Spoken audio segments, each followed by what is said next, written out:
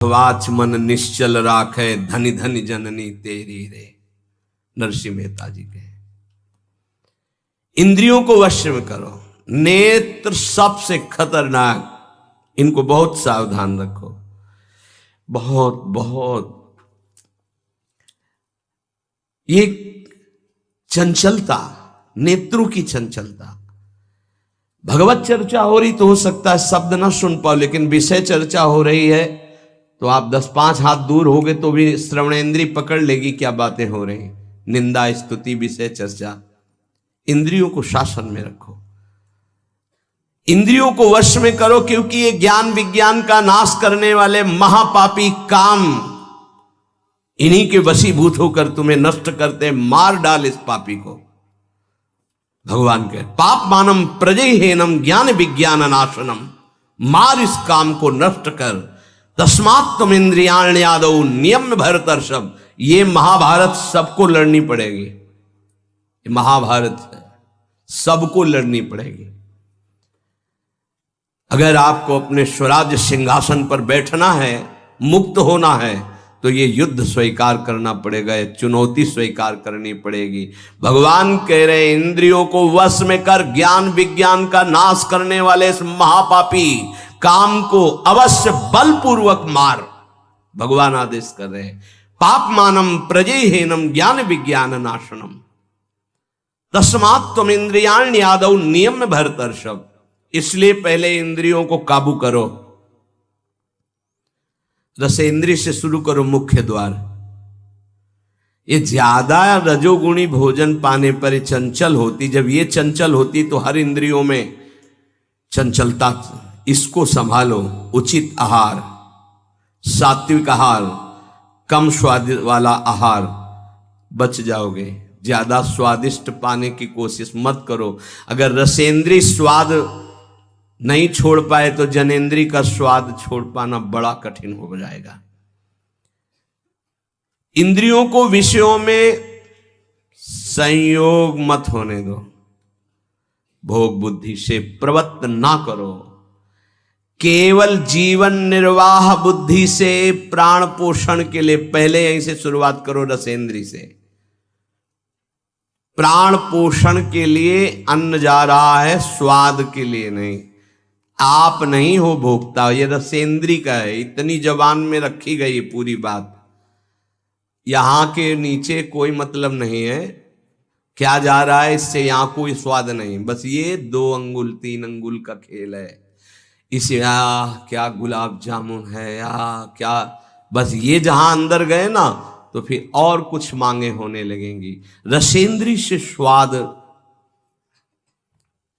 अब अगर जरा सा नमक कम हुआ तो हल्ला मचाने लगे, नमक लाओ थोड़ा कम है। भैया किसके लिए स्वाद बना। कभी कभी तो मनाओ कि नमक डालना भूल जाए, फिर देखे कैसा लगता है। कभी कभी बिना स्वाद के भी भोजन पाना चाहिए। हाँ, ऐसा करो। मन चंचलता रहित हो जाए, इसके लिए सात्विक भोजन करो। अच्छे अच्छे पदार्थ इसको दिखा दो। हाँ, जैसे आज साधु सेवा भंडारा ऐसे जैसे होता है, कभी ऐसा उत्सव आदि में तो दिखा गुलाब जामुन। जब परोसने आवे तो क्यों आज थोड़ा उधर ऐसे बस दिखा। अब वो जले गए, हाँ बोल दो अंदर। हाँ, गरम गरम धुआं उठता हुआ समोसा, हरी चटनी, लाल चटनी और वो सेवई नमक वाली। हाँ ऐसे। अब ये खा के तुम ध्यान करोगे किसका? अब ये निर्णय तुम करो। ये चीजें खा के तुम ध्यान करोगे, प्रभु का तो ध्यान होने वाला नहीं। सात्विक भोजन पाने से हमारे अंदर भजन की वृत्ति बढ़ती है, और रजोगुणी तमोगुणी भोजन पाने से भोग वासना बढ़ती है, निद्रा प्रमाद स्थिति आती है। बिल्कुल सच्ची बात समझो, ये 3 गुणों से हर सामग्री बनी हुई। इसीलिए संतों ने निर्णय किया आप ये पा सकते हैं, ये पा सकते हैं, ये पा सकते हैं। खूब अनुभूति विषय है, इसलिए मना किया गया। आप ये नहीं पाएंगे। क्यों नहीं, भगवान ने तो सब कुछ बनाया है पाने के लिए, तो पाने के लिए भी बनाया है, तो फिर और व्यवस्था भी भगवान ने बनाई है। रौ रौ नरक, अंधतामिस्त नरक, ये भी भगवान ने बनाए हैं, तो इनका भी स्वाद आप लीजिए। सावधान, शतोगुणी भोजन संयम पूर्वक पाइए, नाम जप करते हुए, और इतना कि बस लगे कि हाँ, थोड़ा वजन लगने लगे कि हाँ हो गया, बंद कर दो, शाम के फिर पा लेना। कोई अब तुम्हें तो ये है नहीं कि पता नहीं मिले कि ना मिले, कै दिन मिले कै दिन ना मिले। उसमें होता है कि अब जो मिला है डाल लो, पता नहीं कै दिन बाद मिले। तो आप लोगों को तो एक मिलता है, तो संयम में आपके पास व्यवस्था श्री जी ने सबकी कर दी। तो संयम से आहार, और अच्छे पदार्थ ना लो तो अच्छा है, अगर लो तो बहुत कम लो, थोड़ा। खीर हटाओ और सब कुछ अब पीने दो, तो वो मन, खीर में नुकसान नहीं है, गुलाब जामुन में नुकसान नहीं, वो जो मन को बढ़ावा मिला रसेंद्री के द्वारा, अब वो इतने में तृप्त नहीं रहेगा, वो और इंद्री को लेकर के भ्रमण करवाएगा हमको। और जब इसको मारना, जैसे मन हमसे गलती करवा देता है तो क्या कहो, गाल में मारो, तो त्वगेंद्री पिट रही, उससे क्या होना है। इसको कैसे मारा जाए, इसको ऐसे मारा जाता है, ऐसे। जैसे गुलाब जामुन, भैया आज हमारा पेट दर्द कर रहा है, वो कहेगा नहीं, कहो, नहीं नहीं बिल्कुल नहीं कहेंगे। वो जो मन को पीड़ा हो रही, अब वो पिटाई हो रही, साधक मन को बहुत दुलार करता, पीट नहीं पाता।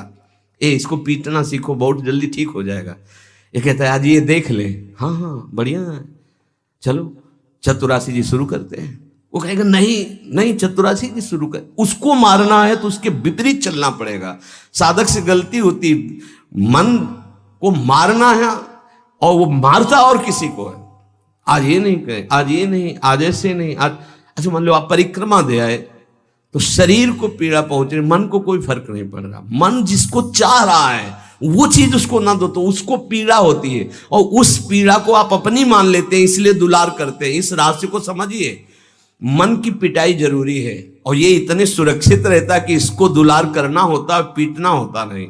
इसकी पिटाई है कि ये जब जो मांगे आज ऐसे, तो दिखा दिया कि हाँ देखो ये है, मिलेगा नहीं तुम्हें पाने को, और वो जलन पैदा करेगा। 5 मिनट का चांस है, 1-2 बार केवल आएगा ये कि गुलाब जामुन गुलाब जामुन, फिर बाद में तो मिलना। और रोज कौन मिलता है, हाँ नहीं कोई बात नहीं है, धैर्य रखिए। और अगर वहां सब कुछ बना हुआ साथ में केवल खिचड़ी, तो खिचड़ी परोसा लीजिए, और वो जलेगा, आप देख लेना वो जलेगा। ऐसा क्यों कर रहे हो, इसलिए कर रहे हैं कि हमें श्री जी चाहिए। बदमाश, तुझे हम जो दे, फिर इसके बाद हमसे और मांग करेगा। संतों ने इसको ऐसे बस में किया है। बहुत कठिन, बहुत कठिन है। अगर सामने से मिठाई प्रिय है और वो निकल जाए, आप परोसाओ ना, तो आप देख लो, कामा संजायते क्रोधा, भौं चढ़ जाएगी अपने आप से। कितनी बड़ी चूक हो रही है। परम पद फीका लगेगा, गुलाब जामुन मीठा लगेगा, ये बहुत बेईमान है।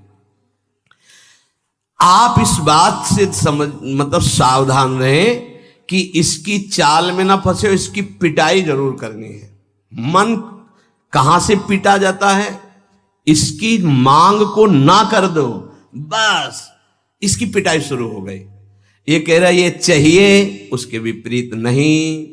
अब वो जलेगा, जलेगा, पवित्र हो जाएगा। और उसने मांगा, वो आपने दे दिया, अब वो और मांग रख देगा, वो आपको परेशान कर। तस्मात् त्वमिन्द्रियाण्यादौ नियम्य भरतर्षभ। हे अर्जुन, ये राग पूर्वक जब किसी वस्तु को पाता है। अच्छा, और दूसरा उपाय, गुलाब जामुन पाना है, या 5 गुलाब जामुन देना, थोड़ा नमक ले आना और शांति। वो कहेगा नहीं नहीं, नमक गुलाब जामुन पाना, मिला लिया, अच्छे से नमक मिला लिया, गुलाब नहीं नहीं पाओ ना गुलाब जामुन। ये उसकी मार है, पर ऐसा साधक मारना नहीं चाहता।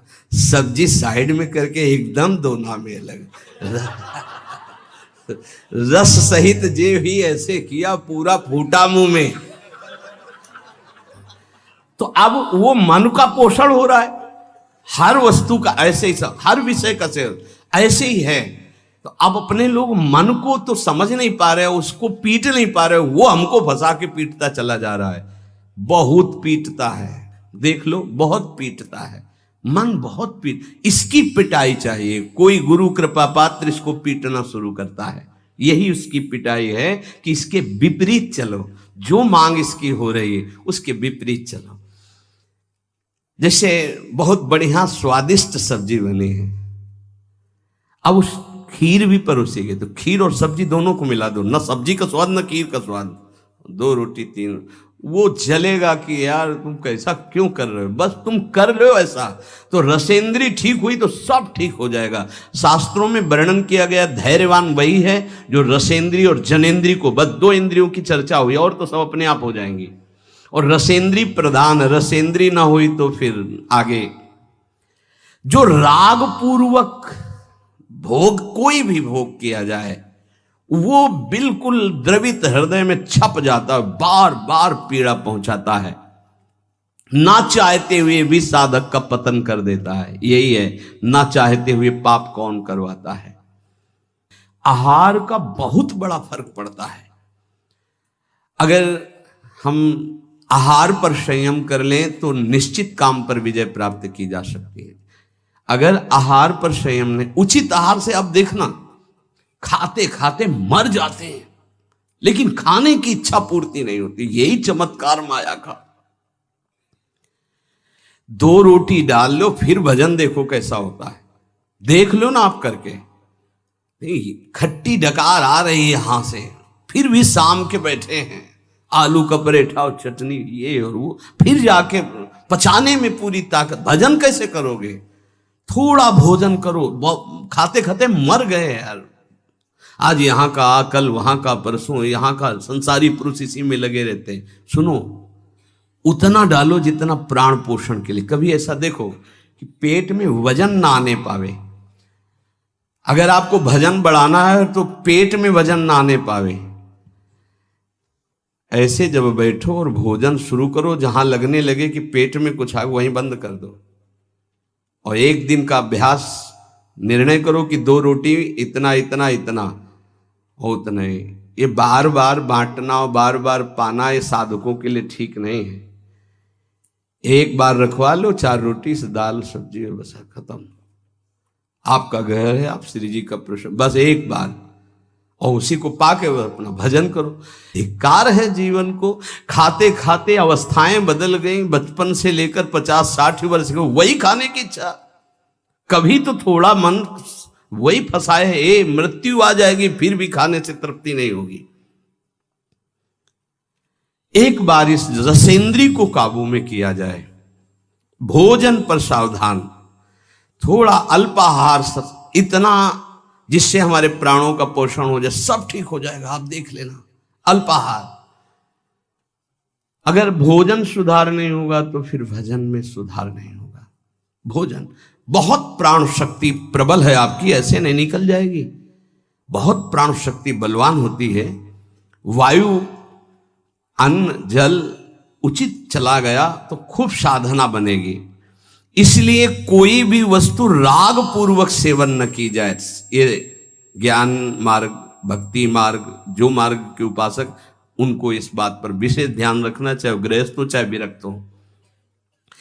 शास्त्र के अनुसार कर्तव्य कर्म होने चाहिए और राग रहित आहार विहार होना चाहिए। पूज्य श्री पंडित गया प्रसाद जी के शिष्य मास्टर बाबा, उनके पास जितने साधक रहते थे तो उनकी सब्जी में नमक नहीं, खीर में चीनी नहीं, ऐसे ही उल्टा सीधा बनता था। तो जानते हो कैसे साधक रहते थे? 2-4, जब दंडोती परिक्रमा लगा रहे थे तब वहां गए थे 2-4 साधक। जब शाम के मिला ना तो वहां कुछ पकड़ में नहीं था कि रोटी से सब्जी पाओ तो कुछ पकड़ में आवे, या दूध और चावल मिला के रखा गया तो कुछ पकड़ में, कुछ पकड़, न मीठा न खट्टा न नमकीन न कुछ। भगवत धाम को प्राप्त हो चुके हैं, बहुत अच्छे महात्मा थे पूज्य श्री मास्टर बाबा जी। ये बड़े बड़े महापुरुष ऐसी चाल क्यों चलते हैं? क्योंकि वो अपनी इंद्रियों को काबू में रखना साधकों को सिखाते हैं। काम को मारने के लिए सबसे पहले इंद्रियों का नियमन करने को श्री भगवान कह रहे हैं। तस्मात् तुम इंद्रियाण यादव नियम में भरतर्षभ, इनको पहले कंट्रोल में करो। कान से भगवत वार्ता, अच्छी वार्ता सुनो। नेत्रों से अगर कहीं एक बार कोई ऐसा दृश्य उपस्थित हो जाए प्रकृति में, तो प्रणाम करके दोबारा नेत्र मत पहुंचाओ। जहां आकर्षण हो वहां बार बार नेत्र मत पहुंचाओ। वाणी से कभी अश्लील संभाषण, गंदी बातें मत करो। खान पान संभालो, इंद्रियों को संभालो, ठीक हो जाएगा। जब तक साधक इंद्रियों को संभालता नहीं, तब तक उसकी दृष्टि भगवान की तरफ न रहकर भोगों की तरफ होगी। आज ये बनेगा, अच्छा, और पहले ही से संकल्प मन बना लिए इस में, तो ये ज्यादा नहीं। तो ऐसा है कि आप जो चाहो जितना ले सकते हो। हाँ हाँ, खुली छूट है। इंतजार हो रहा कब वो 11 बजे, कब 12 बजे, ये संकल्प विकल्प को मारना है। कभी कभी ऐसा कर लिया करो, ज्यादा मन तैयार हो गया ना कि आज तो उत्सव है, बहुत गोल कर दिया, आज उपवास करेंगे हम, तो सब मत करना, नहीं तो गड़बड़ हो जाएगा। अलग अलग उत्सव में एक एक दो दो, आज नहीं पाएंगे, आज भूखे रह करके रहे। फिर आप देखो जो आपको मन जलन पहुंचाएगा, वही मन को अधीन करने के बिना इसके अधीन नहीं होने वाला। ये भी बात समझ लीजिए, यहीं से अधीन किया जाता है। जैसे अपने लोग अब सावन भर केवल गंगा जल पी कर रहेंगे, जो भगवान शिव की उपासना, गंगा किनारे सावन खूब आराम से 2 4 5 दिन शिथिलता होती है, इसके बाद वो शरीर उसी ढांचे में ढलने लगता है। और गंगा जी में सब सामर्थ्य विराजमान है। सही, कभी हम अपने शरीर को शक्तिहीन अनुभव नहीं किया। गंगा जल में इतना पावर विराजमान है, ऐसे पदार्थ विराजमान है। उस समय जब गंगा जल ही केवल बहुत सामर्थ्य उसमें, कभी ऐसा नहीं लगा। जब गंगा जल पीते थे तो लगता साक्षात माँ का दूध पी रहे हैं। एक विशाल अंदर से उत्साह प्रकट होता था। 2 4 दिन के बाद शिथिलता खत्म हो जाती है और वो शरीर पचाने लगता है। जो अन्न की मांग करता है वो धीरे धीरे शांत होने लगता है। मनुष्य की प्रवृत्ति इंद्रियों की मांग को पूरी करने में है। आज तो घर में नहीं, आज चलते हैं होटल में खाएंगे, यहाँ के नहीं, गाड़ी में बैठे आज छठी करा वाले होटल, ये क्या है? आज वहां ये है क्या? अरे बोले जिंदगी का यही तो लाभ है। तो भैया ये जिंदगी का लाभ नहीं है, ये जिंदगी के लाभ को नष्ट करने वाली हानि है। शतोगुणी सात्विक भोजन बना के भगवान को अर्पित करके प्राणों का पोषण करो। वहां जा करके कौन किस भाव से बना रहा है, कैसी अपवित्रता या पवित्रता है, बहुत सावधान। सबसे पहले काम इंद्रियों को फंसाता है, जिससे उसमें विषय की कामना होती, फिर काम मन को अधीन करता है, फिर बुद्धि को अधीन करता है, और ये सब 1 सेकंड के कम हिस्से में हो जाएगा। एकदम फैल गया कि तुम्हें विचार करने का अवसर नहीं मिला। परंतु जो साधक इंद्रियों की कामनाओं में ही ब्रेक लगा दिया, भगवान कह रहे हैं, वो भावपूर्वक कर्तव्य का चिंतन करता है। नहीं, ऐसे साधक को शीघ्र भगवत प्राप्ति हो जाती है। ध्यान दीजिए, सबसे पहले इंद्रियों में ही काम पैदा होता है और विषय को विषय आकर्षण करता है।